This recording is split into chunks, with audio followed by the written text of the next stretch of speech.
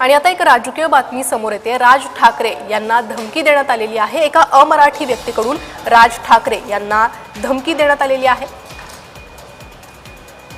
त्यांच्या हिंदी भाषेबद्दलच्या भूमिकेमुळे राग येऊन ही धमकी देण्यात आलेली आहे। अमराठी व्यक्तीकडून राज ठाकरे यांना धमकी देण्यात आलेली आहे।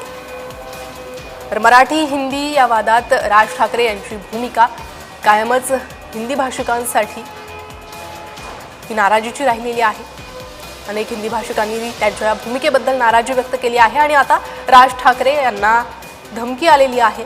त्यांच्या हिंदी भाषेविरुद्धच्या भूमिकेचा राग आल्यानं त्यांना ही धमकी देण्यात आलेली आहे। एका अमराठी व्यक्तीकडून राज ठाकरे यांना धमकी देण्यात आली आहे।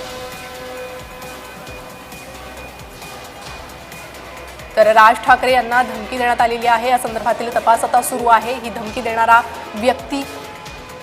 ती व्यक्ती कोण, त्या संदर्भातली माहिती अद्याप समोर येऊ शकलेली नाहीये। मात्र एका अमराठी व्यक्तीकडून राज ठाकरे यांना धमकी आल्याची बातमी समोर येते। मराठी हिंदी हा वाद मुंबईत अलीकडे टोकाला पोहोचला। अनेक प्रतिक्रिया या संदर्भात समोर येतात। मात्र मनसेची भूमिका ही हिंदी भाषेविरुद्धची भूमिका असल्याची टीका वारंवार होत असते।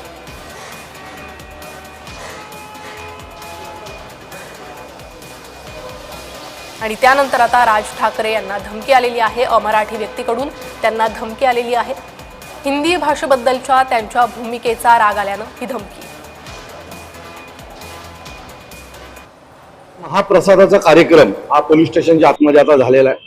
आमच्या महाराष्ट्र सैनिकांनी त्याला जो काही महाप्रसाद द्यायचा आहे तो पोलीस स्टेशनच्या आतमध्ये दिला। जो कोणी राजसाहेबांच्या बाबतीत बोलायची हिंमत या महाराष्ट्राच्या ठाण्यात करेल तो कुठे आहे याचा आम्ही कधीही विचार करणार नाही। तो जगातल्या कुठल्याही कोपऱ्यात असेल त्याला महाराष्ट्र सैनिक चोप दिल्याशिवाय राहणार नाही आणि आताही तेच घडलेलं आहे।